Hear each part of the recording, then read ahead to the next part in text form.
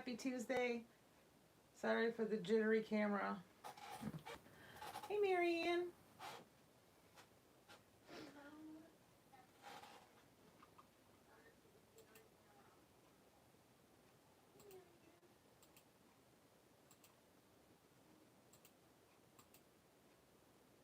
How's it going? As you're popping on, say hello. Hey, Mary. Happy New Year for Technique Talk. Our first one of 2024. I almost forgot how to log on. Huh. Hey, Robin. Hey, Kim. Hey, Marilyn. Hello, hello. Welcome.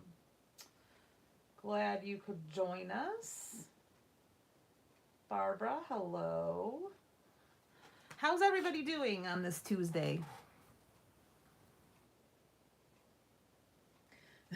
You see some exciting things, Mary? Well, I'll tell you. Since it's 7 o'clock, we are going to talk about the Distress watercolor pencils. I have all of the pencils here in this. This is the, it's not like a particular, it's just the Distress storage tin. So it works for the crayons or the glazes.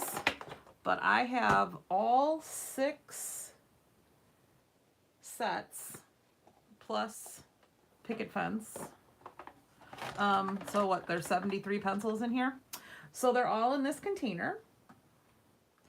So I'm excited, and I can even put a water brush in here as well to keep everything together. So anyways, we're going to talk about the watercolor pencils, and we are going to talk about using them on die cuts. So these are some die cuts over here that I've already watercolored. This is one of the wildflower dies of Tim Holtz, and I wanted to kind of show you the difference in the papers. So this one is Distress watercolor paper, and you can see it's a pretty smooth paper. You get a pretty smooth blend. Hey, Renee. And you can't really see the texture. All right, so that is the Distress watercolor paper, the smooth side. There is a textured side, but I use the smooth side. This is a more textured watercolor paper. I'm pretty sure it's the Prima watercolor paper, which is very similar to a lot of the watercolor papers out there. You can see the pattern in the paper. Now, I'm not calling out that as a bad thing. I'm just showing, hey Susan, the differences. All right, so this is just a regular watercolor paper made for actual watercolor painting. All right, so you're going to see that texture. The watercolor pencils work very well on it. They move around and you get the texture and everything. I prefer the Distress smooth side just because I really like to be able to move that. Now, I also did a couple of other ones to kind of show you. This is one of the birds from, and I even kept the dies out so that I could tell you what they were. That is this one, and it is, oh boy. It is probably called Birds, and I'm taking all this time to look and see what it's called. Silhouette Birds. It is the Silhouette Birds, and it's the one that has all the bird shapes on it. So that is with, I think it's Festive Berries and probably Crackling Campfire. All right, so that is just a nice big, it's not big, bigger space to watercolor on. And then I went to some of the Thinlits, the like the colorized things or some of the layered ones. This is one of the Entomology. Well, nope, this is Funky Insects. All right, so that's this one, Funky Insects. And I did this one. All right, so if you are wanting to use your dies in a different way and make them the colors that you might not have papers of, or give them a little bit of texture, this is the perfect technique for that. So that is one of the bugs. trying to be all prepared, but I didn't really pay attention to the names of the die sets. And then the last one is this flower. And this is saltwater taffy, abandoned coral, and aged mahogany. All right, and that is this Thinlet. And it is called Brushed or Roque Flowers. All right, so this is the big flower here, and I also brought some leaves, and that's what I'm going to do first so you can kind of see. But I really like the way that the flower turned out because it really gives it a lot of texture to make the petals look like they're kind of not flat, I guess is what I want to say. And this technique is pretty easy. There's a couple of things that you have to do to make it work. They're super easy things.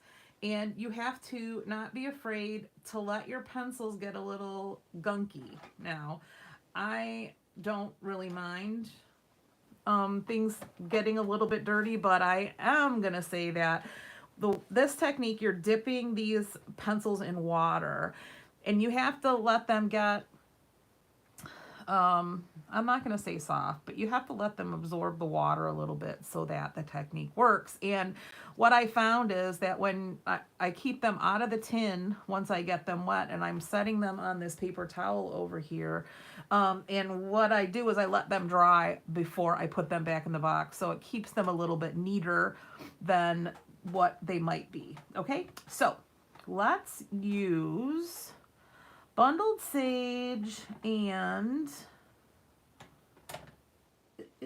forest moss. Yeah, I don't know. We'll see. All right, so here's what I found. I have this little tiny shot glass of water, and what I've been doing is, this is a piece of scrap watercolor paper, and for me, until I get really good at this, and it's going to take a lot more practice, what I like to do is dip the pencil into the water.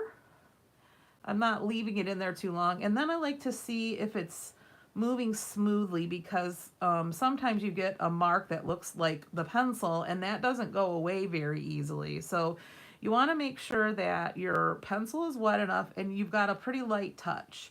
So you want it to have some water on it, right? Because, well, this is watercolor. All right, so this is the Distress watercolor paper, again, that I already die cut these leaves. And I'm just dipping it in the water. And I am just coloring on the leaf. Now, so that the colors don't blend into each other, you do need to dry it a little bit in between your layers. And if you want your layers to show the, you know, the watermarks, kind of like watercolor does, and like what happens when you do the dip and swish thing where you get those really lovely watermarks, you need to do a little bit of drying in between your layers. All right, so now I want to do something a little bit darker, like Rustic Wilderness maybe. All right, so this is forest moss. So I'm going to take my Rustic Wilderness and see how it kind of is making the crayon mark down there. Here, I'm going to hold it up so you can see the crayon on the texture, or the pencil. That, to me, it's just not wet enough. So I'm going to get it back into the water, and I'm going to get a little bit more water on there so it's kind of puddling. And then I'm just going to do a little bit of accent coloring on my leaf to give it a little dimension. Anybody have any questions so far? I'm really trying. I'm being good and looking at the comments, and nobody is saying anything.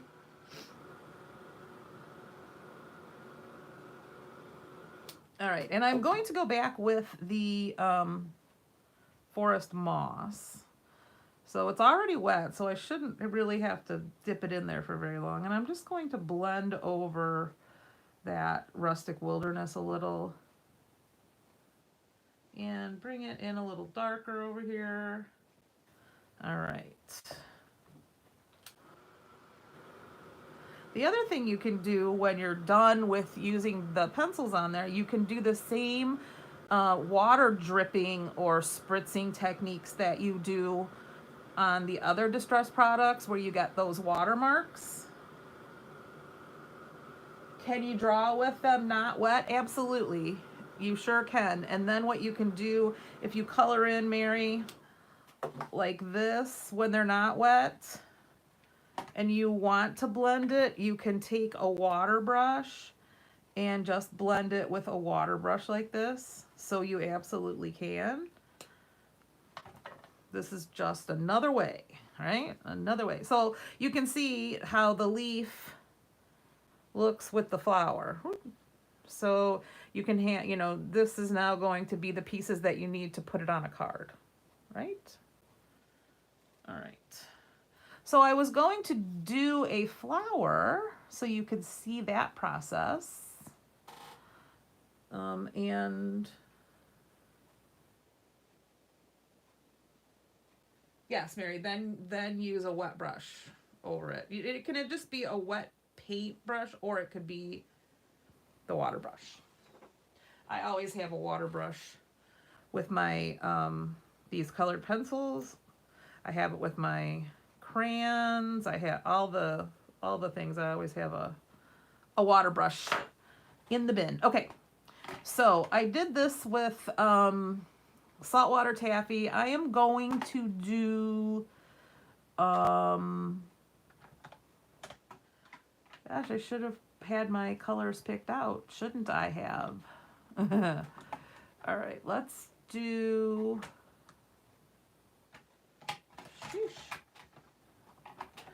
Wild Honey. What I've noticed is I like to dig through the colors as I kind of have to take them out. So we'll do Wild Honey and Mustard Seed, okay? So we're going to start with the lighter color on the flower, just because that's the way it is on the picture of the die. That doesn't mean that that's the way it always has to be done. I'm just trying to hopefully have a good result. So I am going to just, and I kind of use the side so I don't get a very defined line. So you want to twirl your crayon around so you know how your lipstick gets all weird if you only use one side? You don't want your pencil to get like that. Haha, you didn't know I would know that about lipstick because I don't wear it. But I have an aunt who wears lipstick all the time. She's always saying, "Where's your lipstick?" All right, so we've got a layer here. Gonna give it a dry. And even, you know how on the Colorize you've got the little indentations that show you where the next pieces go? You can still see those even though you're coloring it in with the crayon. Yeah, Susan, this would be a good thing to bring to a crop because you just bring all your pencils and just bring a bunch of die cuts and you could really get some things stocked up.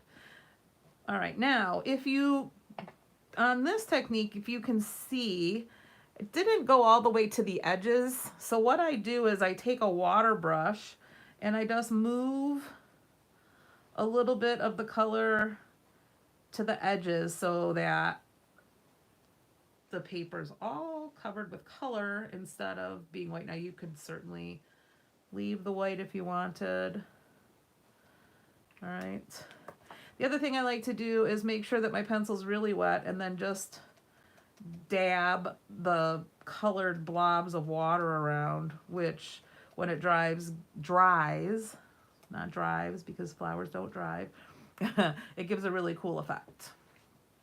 Okay, now let's take the mustard seed, which is a little bit darker, and these are the two pieces that you need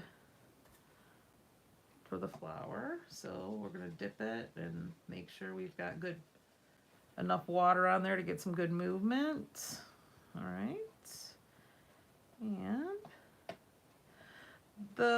the thing to give you the best success with this particular technique is to make sure that you have enough water.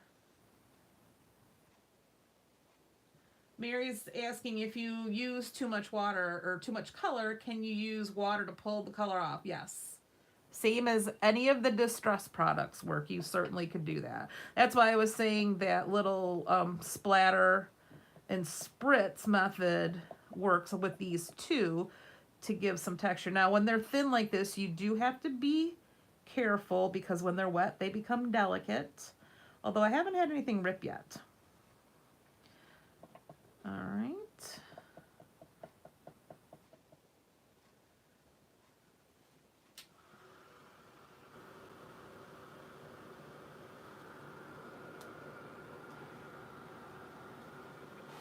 And then for our little middle blob, let's use the new color, Scorched Timber.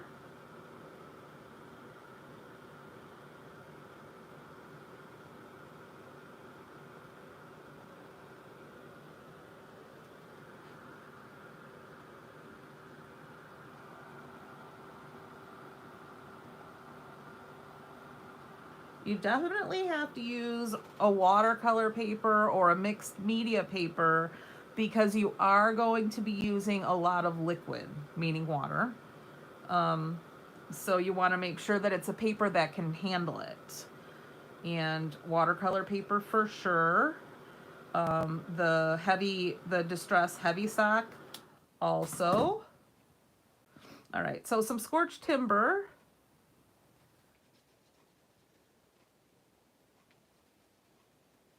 Over here for our center little blobby thing. I guess the stamen, right? That's what that would be here, I think. All right. Now, if you wanted to even take another color and add a little, you could do that at this time as well.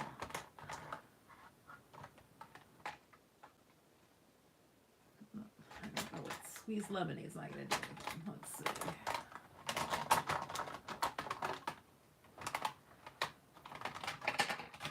Oops. All right, let's just use our, oops. Now see, the pencil is still wet, so that is a lot of color.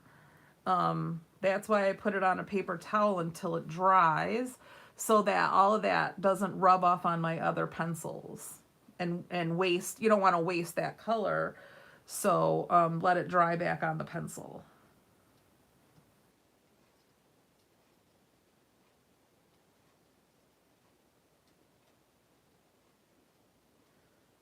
All right.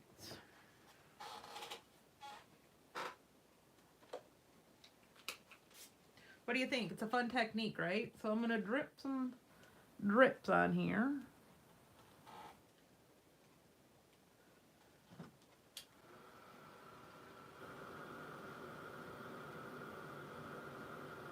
All right, Mary's asking, after it's dry and it's sat around for however long, couple of hours, couple of days, can you take a wet brush and remove some of the color and spread it around? Yes, because that's how all distress products work, right? They're never permanent except for the paint when it dries. You can always, it'll always react with a liquid. So like I always say, if you spill your vodka tonic on your journal that you've been working in, you're going to smear all your pages. So yes. All right. So then you just go through the regular process of then putting it together. So this is kind of what it would look like. I'm not going to glue it together, but I am going to show you. Whoa, I almost lost that little chicken foot.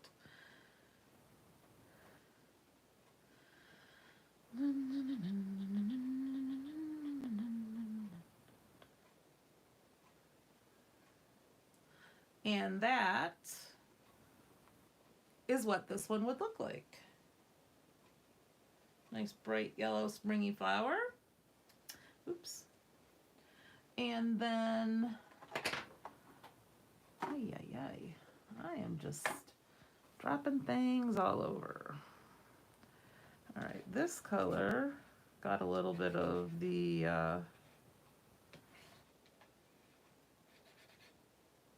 rustic wilderness on it. I must not have put it together or put it back in absolutely dry.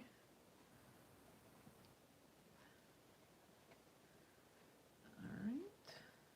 Now you could, if you wanted it to blend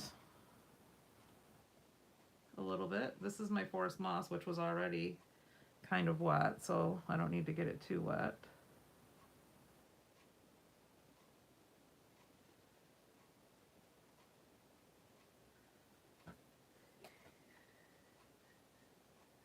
One thing I will say is if you're just using one water brush, which is absolutely totally fine, make sure that you at least wipe it off on your hand or on your paper in between colors. That will clean it enough. But I made the mistake earlier of leaving some red on there when I was working on something yellow. So, take it from me. You do want to make sure that you're wiping your water brush off.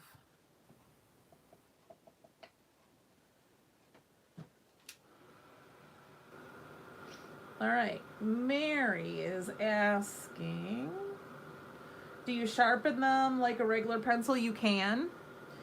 So you can tear down the paper for sure when you get there.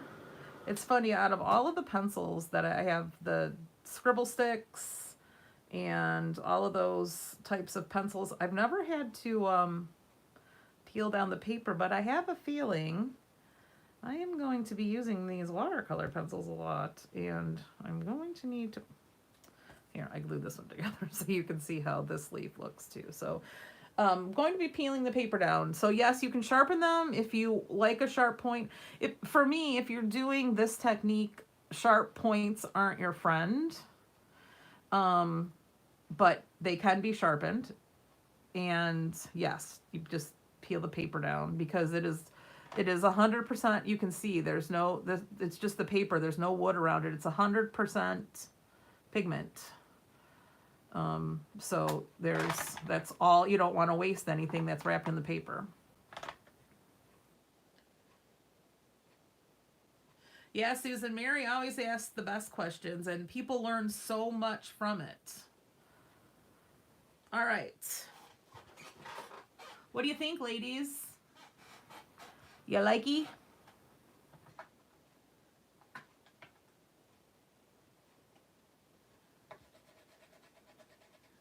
I've struggled with the blues, I will tell you that. So let's try. I think, because I'm sure they have to have a little bit of a different formulation in them, each of the pencils, depending on what, the pigment and everything is in them. And the blues could be, I don't know, a little bit more fussy. I'm going to say fussy.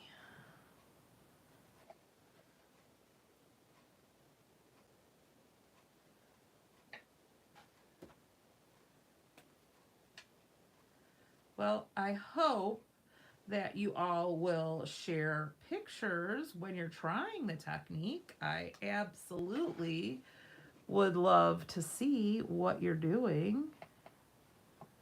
And just remember, watercolor is not exact and precise, so if you go out of the lines, don't be mad at yourself.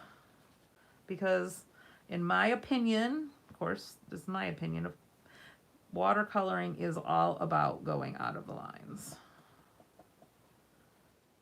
Of course, you can stay in the lines too if you like.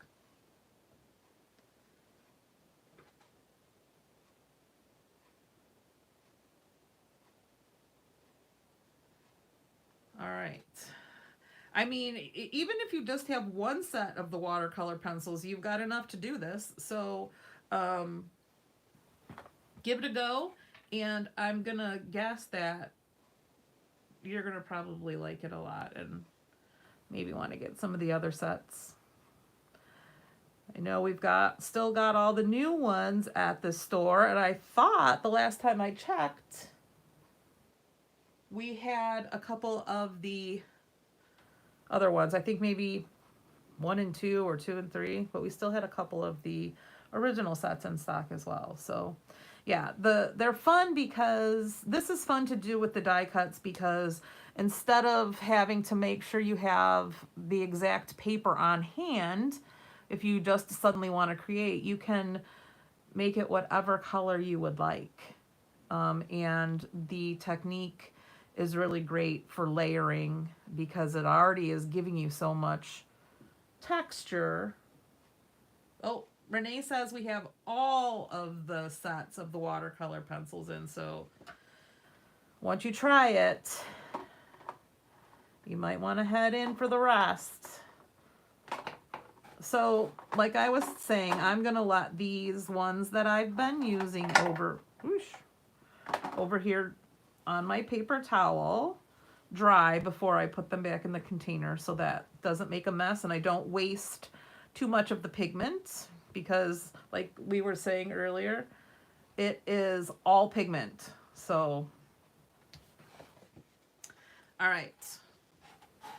We went a little bit over, but I think that because we're only doing Technique Talk once a month, it's probably going to end up being a longer than a 15-minute thing, but I'm going to try to keep it at least under 30 minutes. I don't want to go on and on for hours, ladies. I might get a reputation. But does anybody have any questions? Yes, Susan, you will all have fun like me.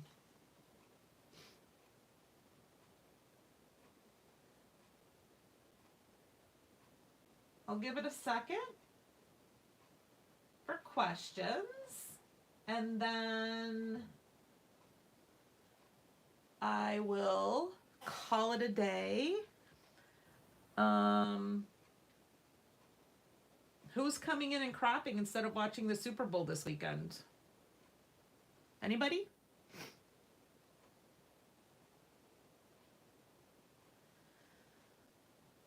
All right, so the pencils we have in stock, I'm sure that we have or can have very quickly the water brushes, and I'm going to say that I have to agree with all of the Ranger people that the Ranger brush is the best, and I have tried them all. I really have. I have tried every single one of them that's out there, and the Ranger one is the best one that doesn't leak. And of course, you know, we've got zillions of dies in the store so that you can do all sorts of die cuts. So come on in and take a peek. If you try this, please, please, please show us. Use the hashtag Technique Talk. All right, so no questions, and I am going to say thank you so much for joining me. Welcome back to Technique Talk. Don't forget, it's going to just be the first Tuesday of every month. And hopefully we'll keep it going with some awesome, awesome techniques. All right, everybody, thank you so much. Enjoy the rest of your evening. Adios.